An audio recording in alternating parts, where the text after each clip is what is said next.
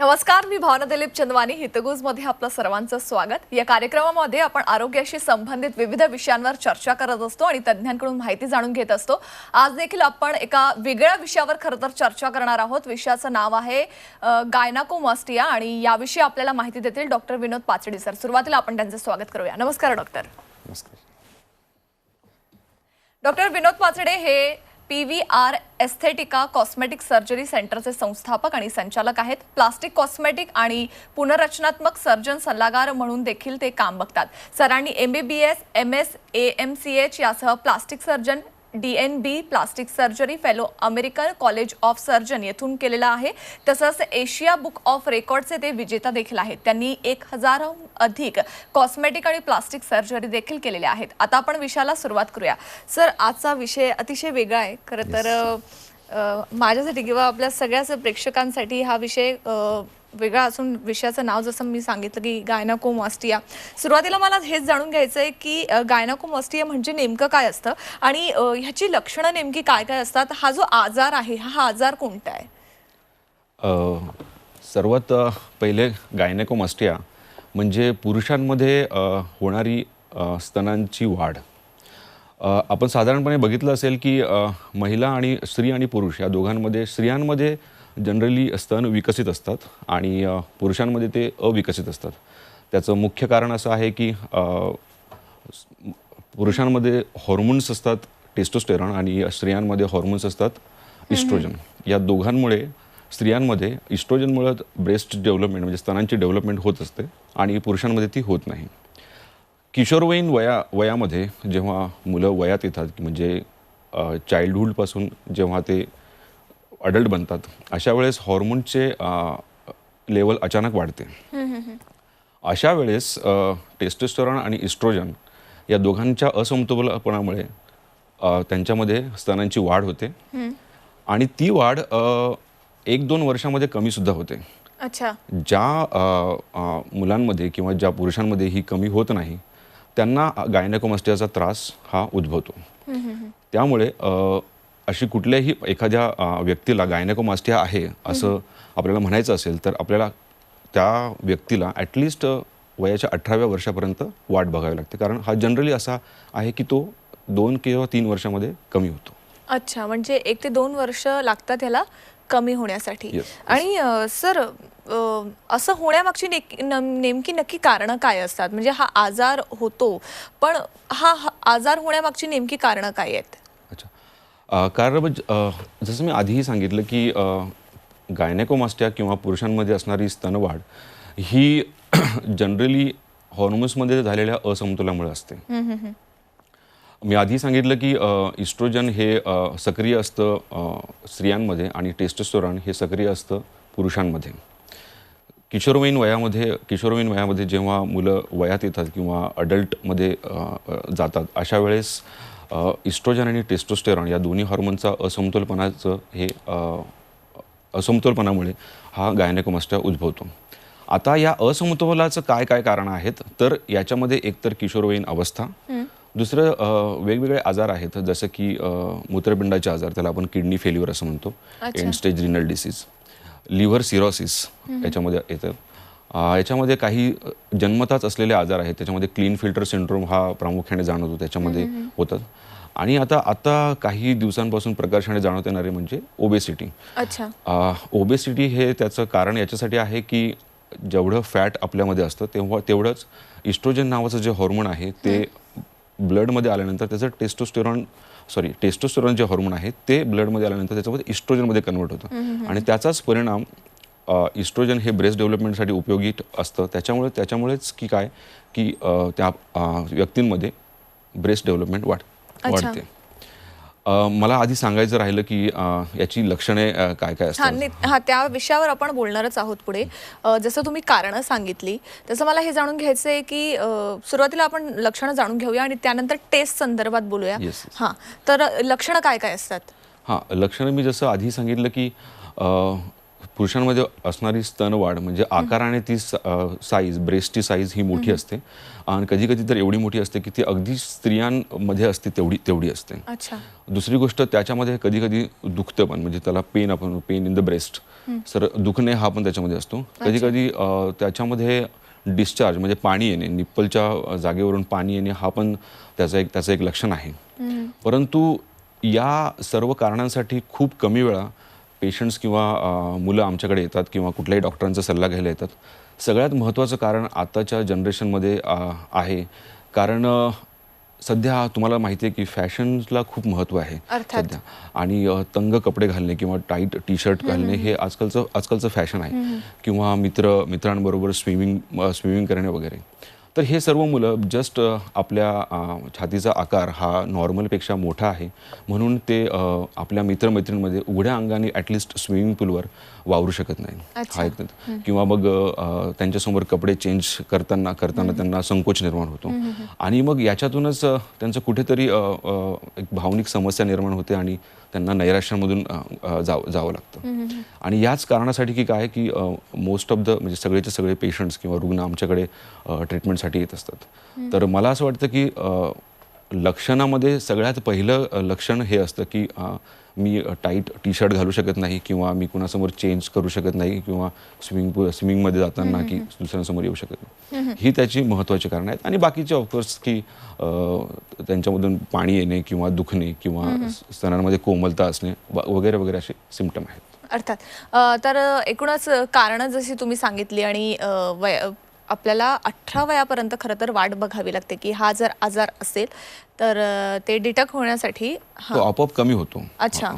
आपोआप कमी होतो, त्यामुळे आपल्याला वाट बघायला लागते. कारण कमी झाला तर ऑब्व्हियसली काही करायची गरज नाही. आणि जर नाही झाला कमी तर मग आपल्याला पुढे ट्रीटमेंटची किंवा मग उपचाराची किंवा टेस्टची गरज पडते. हां, मग जसं तुम्ही सांगतायत आता की उपचार किंवा ट्रीटमेंटची गरज असते, मात्र त्याआधी जनरली कुठलाही आजार असेल तर त्याची टेस्ट करणं खूप गरजेचं असतं. कारण विदाऊट टेस्ट आपल्याला कळणार नाही की नेमका आजार कुठला आहे. तर ह्यामध्ये कुठल्या टेस्ट कराव्या लागतात? हो, खरं तर हा खूप चांगला प्रश्न आहे. कारण सगळ्याच प्रेक्षकांना माहिती करून घ्यायचं असेल की एक्झॅक्टली आपल्याला काय टेस्ट करावं लागतं किंवा आपल्याला कसं कळेल की आपल्याला गायनेकोमास्टिया आहे. याच्यामध्ये असं असतं की नॉर्मली आपल्या पुरुषांच्या छातीवर जे निप्पल असतं किंवा त्याला ब्लॅक स्किन असते, काळी स्किन, त्याला एरिओला असं म्हणतात, त्याच्या खाली जे ग्रंथी असते त्याला स्तनग्रंथी असं म्हणतात किंवा आम्ही ब्रेस्ट ग्लँड असं म्हणतो, त्याची साईज जर 2 सेंटीमीटरपेक्षा जास्त असेल तर त्याला गायनेकोमास्टिया असं म्हणतो. म्हणूनच सगळ्यात आधीची जी पहिली टेस्ट आहे गायनेकोमास्टिया आहे की नाही हे बघण्यासाठी तर शारीरिक तपासणी. म्हणजे डॉक्टरांना त्याची शारीरिक तपासणी करावी लागते. त्याच्या ब्रेस्ट ग्लँडची म्हणजे स्तनग्रंथीची साईज एक्झॅक्टली किती आहे ते बघावी लागते. आणि मग त्याच्यानुसार जसं आपण स्क्रीनवर बघतायत की ग्रेड्स ठरतात 1, 2, 3, 4. काहींमध्ये फक्तच ग्लँड म्हणजे ग्रंथी वाढलेली असते, तर काहींमध्ये ग्लँड पण वाढलेली असते आणि त्याच्याबरोबर चरबी पण असते त्याच्यामध्ये. आणि अजून पुढच्या ग्रेड्समध्ये त्वचासुद्धा एक्सेस झालेली असते, त्याच्यामुळे ते त्वचा अशी खाली लोंबताना आपल्याला दिसते. तर असे सगळे अशी तरी शारीरिक एक्झामिनेशन झाल्यानंतर म्हणजे शारीरिक परीक्षा झाल्यानंतर आपल्याला दुसऱ्या टेस्ट कराव्या लागतात. कारण आपण आधी डिस्कस केलं की याच्यामध्ये जनरली हॉर्मोनल इम्बॅलन्स असा असतो.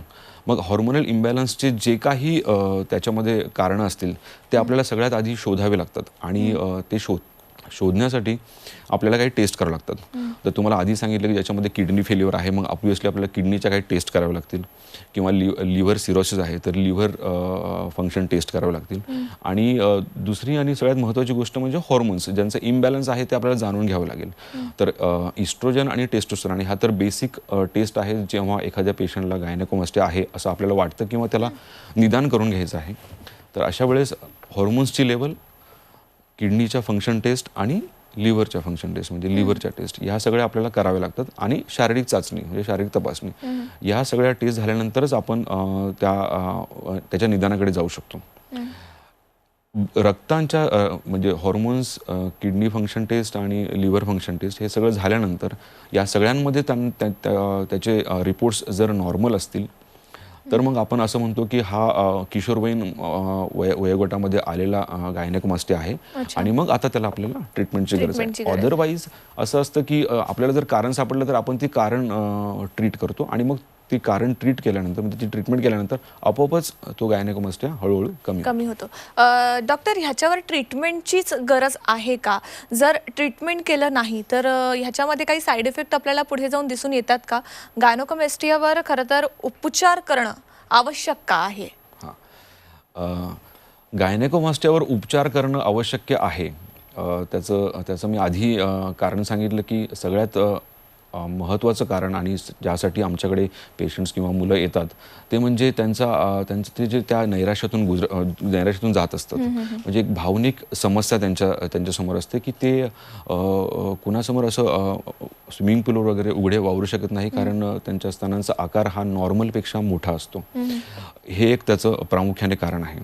आणि मग त्यांच्यामध्ये कॉन्फिडन्स किंवा आत्मविश्वास कमी होऊन जातो. त्याच्यामुळे ते ट्रीटमेंट घेण्यासाठी येत असतात. आणि दुसरी गोष्ट म्हणजे अगदी कमी प्रमाणात, म्हणजे मी असं म्हणत नाही की त्याच्यापासून धोका आहे, पण अगदी कमी प्रमाणात कर्करोगाचा धोका आहे. अच्छा. तो खूप दिवस असला तर कर्करोगाचा धोका आहे, परंतु तोही एक धोका आहे. पण खूप सारे पेशंट्स किंवा मोस्ट ऑफ द पेशंट फक्त याच गोष्टीसाठी ट्रीटमेंट घेण्यासाठी येतात की ते चांगलं दिसावं आणि त्यांनी चांगले कपडे घालता यावे त्यांना, असं. आणि अगदीच ग्रेड 1 आणि ग्रेड 2 आपण ज्याला म्हणतो, ज्यामध्ये सौम्य प्रमाणात गायनेकोमास्टिया असतो, त्याच्यामध्ये ट्रीटमेंटची गरज असतेच असं नाही. आपण त्यांना ऑब्झर्व करू शकतो, म्हणजे बघू शकतो काही दिवस आणि मग गरज पडली तर करू शकतो.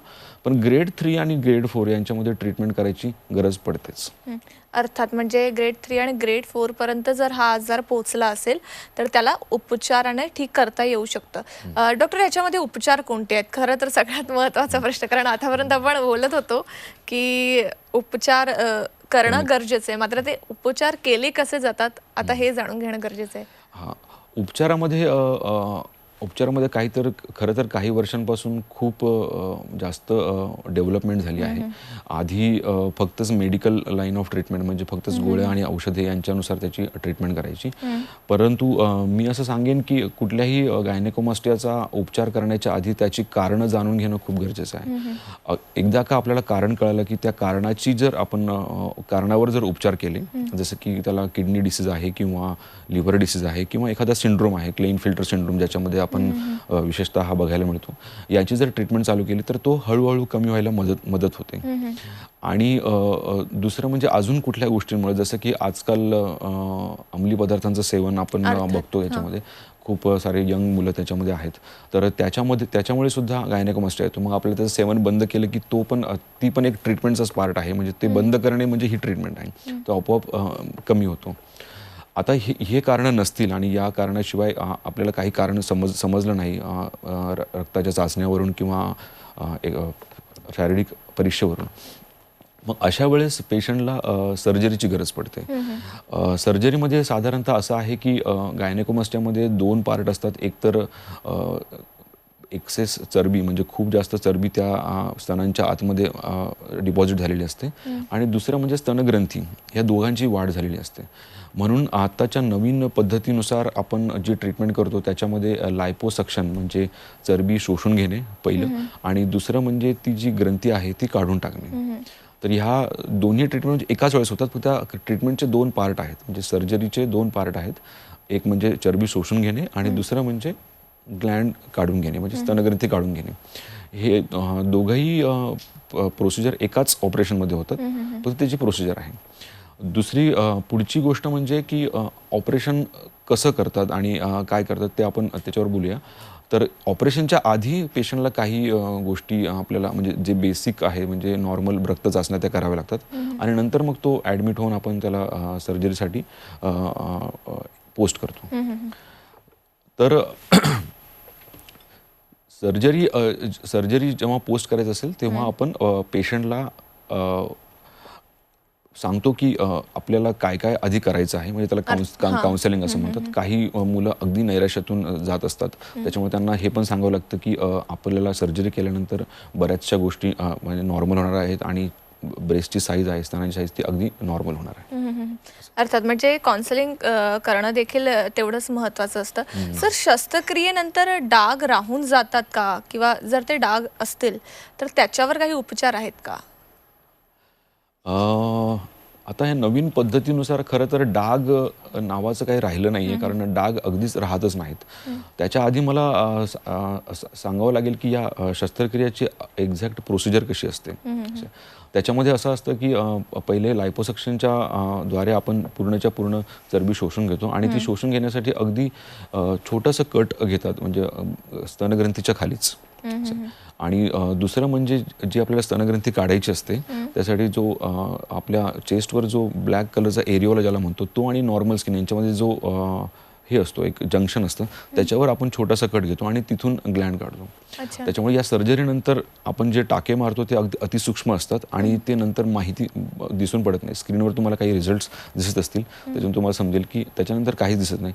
आणि अगदी सर्जरी झाल्यानंतर एक 5 ते 6 दिवसानंतर आपल्याला त्या जिथे ऑपरेशन केलं आहे तिथे कुठलाच डाग किंवा काही दिसत नाही असं आहे. आणि पुढची गोष्ट सांगायची झाली तर सर्जरीनंतर पेशंट त्याच दिवशी आपण डिस्चार्ज करू शकतो. म्हणजे आत्ताच्या नवीन शास्त्रानुसार आणि ही सर्जरी छोट्या कमी वेळामध्ये होऊन जाते, म्हणून आपण डे केअर म्हणून ही सर्जरी करतो. सकाळी ॲडमिट झाल्यानंतर इव्हिनिंगपर्यंत आपण त्याला डिस्चार्ज देऊ शकतो. सर, अनेक आजार असे असतात की त्यांच्यावर उपचार केल्यानंतर ते पुन्हा एकदा उद्भवू शकतात. तर मला ह्या आजारासंदर्भात पण जाणून घ्यायचं आहे की गायनेकोमॅस्टिया हा उपचार केल्यानंतर पुन्हा एकदा उद्भवू शकतो का? या प्रश्नाचं उत्तर मी तुमच्याकडून जाणून घेणार आहे, मात्र एका छोट्याशा ब्रेक नंतर. तेव्हा तुम्ही कुठेही जाऊ नका, पाहत राहा आमचा खास कार्यक्रम हितगुज.